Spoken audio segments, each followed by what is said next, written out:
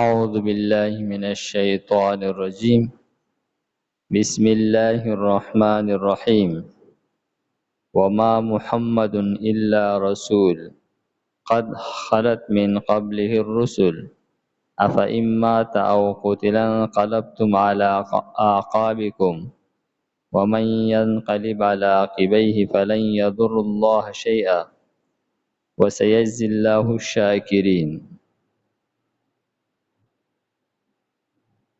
دې آیاتونو کې د غزوه احد متعلق حالات بیانېږي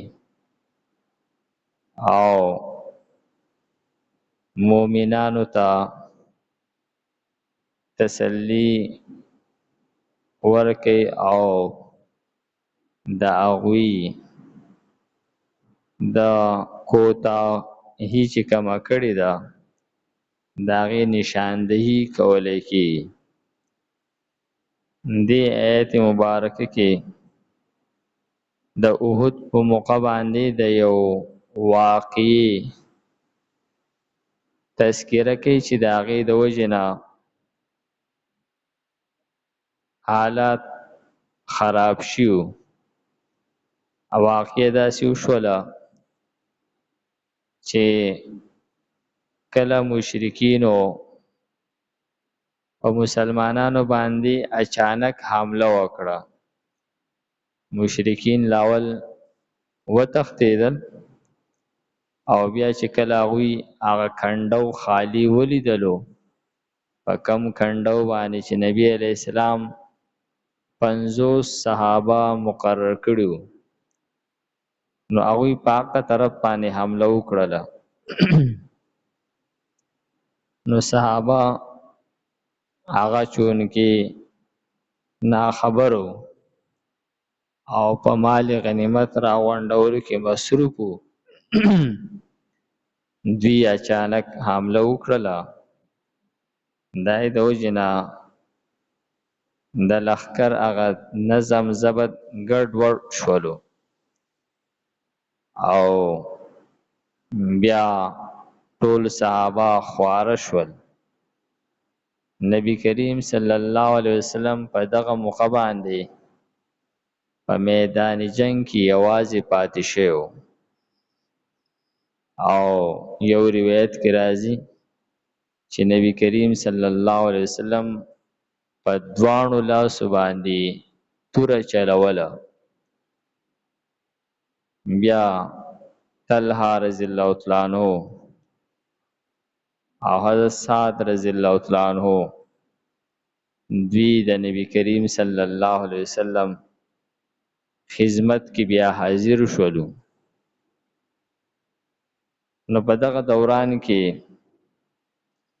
یو مشرک په نبی علیه السلام باندې لرې نه د کمر گزار وکړلو چې دا یې د وجې نبی علیه السلام سر مبارک مات شولو او یو غاښ مبارکې مات شولو.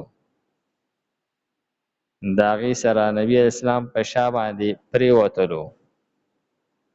هغه مشرک بیا اعلان وکړلو چې محمد صلی الله علیه وسلم هغه قتل کړلی شو او دغه خبره هغه شیطان ډیر زیاته خوره کړله.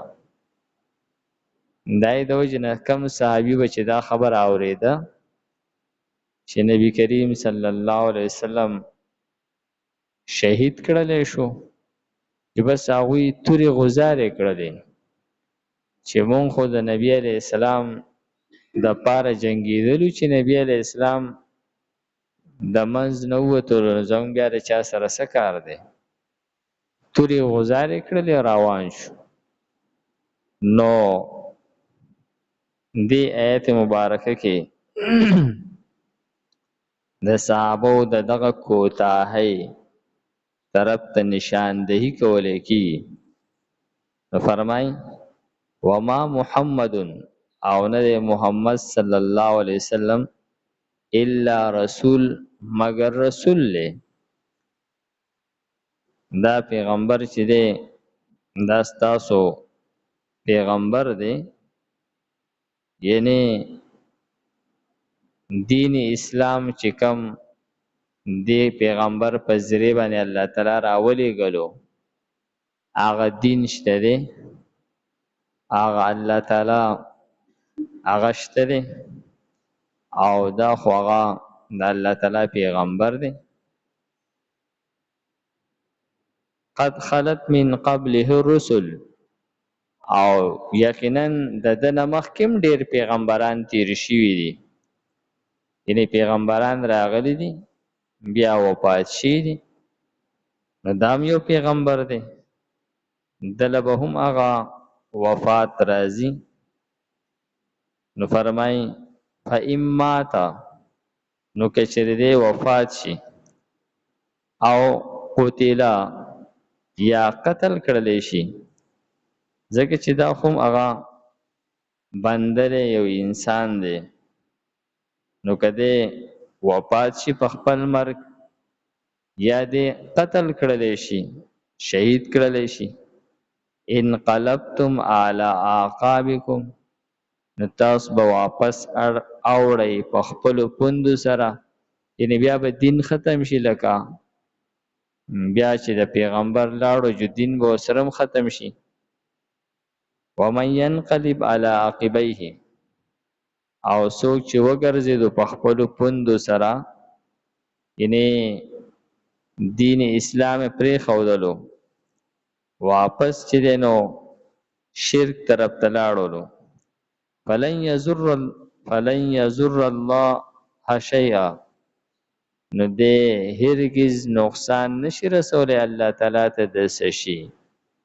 که یو کس مسلمان شو د ده په مسلمانېدلو باندې د الله تعالی په خدای کې څه زیاتې نه راځي، او که دا ټول مخلوق کافران شي نو دی د وجې نه د الله تعالی په خدای کې هغه څه کمې نه راځي.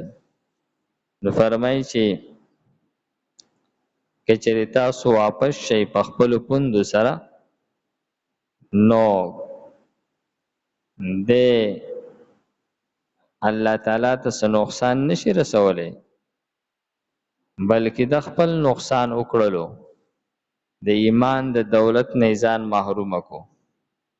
وسیجزی الله الشاکرین، او زر دی چې الله تعالی به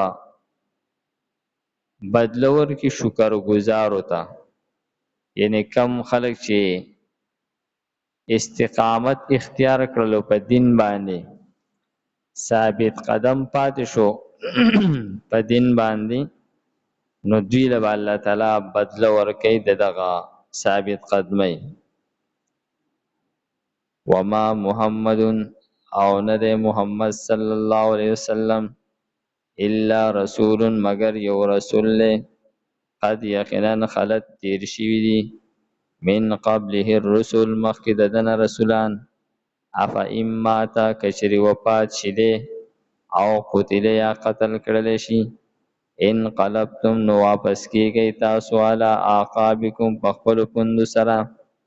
ومن ینقلب، او څوک چې واپس شو علی عقبیه په خپلو پوندو سره، فلن یضر الله، نو هیڅ نقصان نشي ورکولی الله تعالی ته شیئا د څه شي.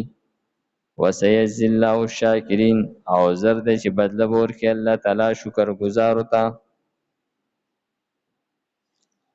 الحمد لله رب العالمین، والعاقبة للمتقین، والصلاة والسلام علی خیر خلقه محمد و آله و اصحابه اجمعین. پروردگار زموږ دا ناسته په خپل دربار کې قبول کړي. پروردگار موږ ته د قرآن پاک سمجھ بوجھ را نصیب کړي. د مرګ نه مخکې د عمل کولو توفیق راکړي. صلی الله تعالی علی خیر خلقه محمد و آله و اصحابه اجمعین برحمتک یا ارحم الراحمین.